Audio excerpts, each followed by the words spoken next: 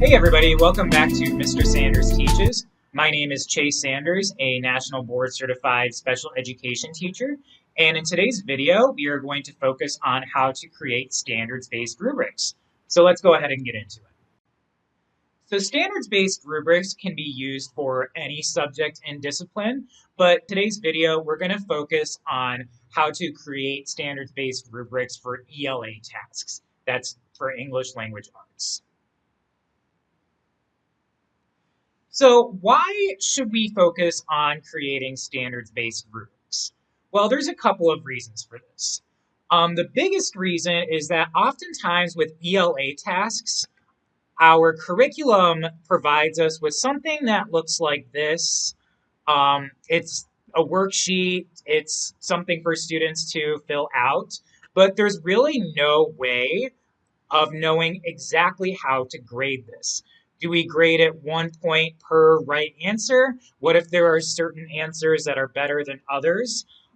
So that's one reason why, is to kind of give clarity to, grading. And then another reason is just to make things fair and objective.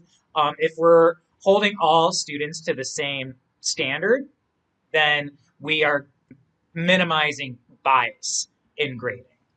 Okay, so those are just a couple of reasons. So we always start with the standard when we are creating our rubrics. So we're going to focus on RL 6.3, Reading Literature 6.3. And the reason why I'm focusing on that is because it aligns to this task right here. And that standard is describe how a particular story's or drama's plot unfolds in a series of episodes, as well as how the characters respond or change as the plot moves toward a resolution. If you're lucky enough to actually have a reading curriculum, then you should also see an objective that's aligned to a particular standard.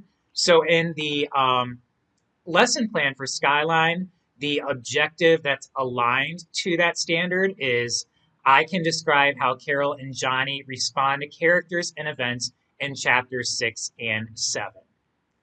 If you do not have a curriculum that has standards aligned objectives, then you can use the language of the standard to create an objective, and I can go over that in a subsequent video. Okay, when I create rubrics, I use descriptors as the levels of performance. So I use a 4-point scale with a 4 corresponding to an A, and the descriptors are strongly, convincingly, with strong evidence.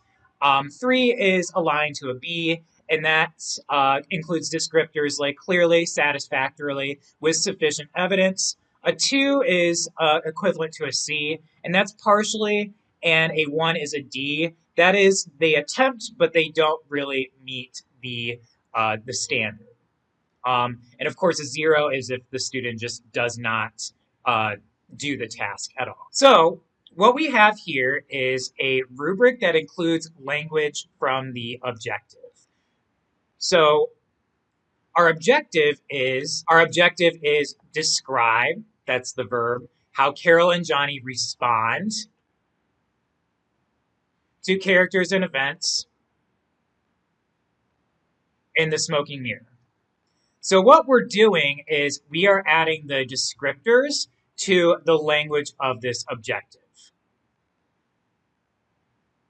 So as you can see, a 4 describes how Carol and Johnny respond to events using particularly strong evidence. So a 3 is the same, except instead of using particularly strong evidence, there's clear evidence.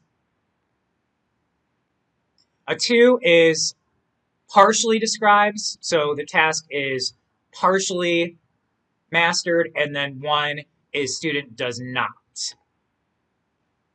So what does this look like in terms of student work? Okay, so we're going to start with the 4. The student has "this is insane" as the character's response, and they give evidence about how that reveals the character's point of view. So this student is saying she doesn't think swallowing jade is a good idea because it's inedible. So this is pretty clear evidence, and the addition of because it's inedible makes it particularly strong. because she could have just said she doesn't think swallowing jade is a good idea, but she added that extra bit of evidence. So I would say this is a 4. So this is a 3. So the student had the same answer for the character's response. So she says this is insane. But the difference is right here. The student is saying that she doesn't think swallowing jade is a good idea, but they don't really go further with that explanation. So this right here is a 2. So like the 4 and the 3, they have the same answer for the character's response. This is insane. But the evidence merely says she doesn't think it's a good idea. We're left wondering, well, why doesn't she think it's a good idea?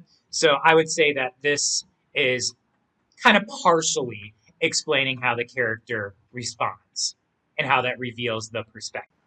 All right, everybody, that was it for today's video. I hope you enjoyed it and learned a little bit of something, and I will see you in the next one. Bye.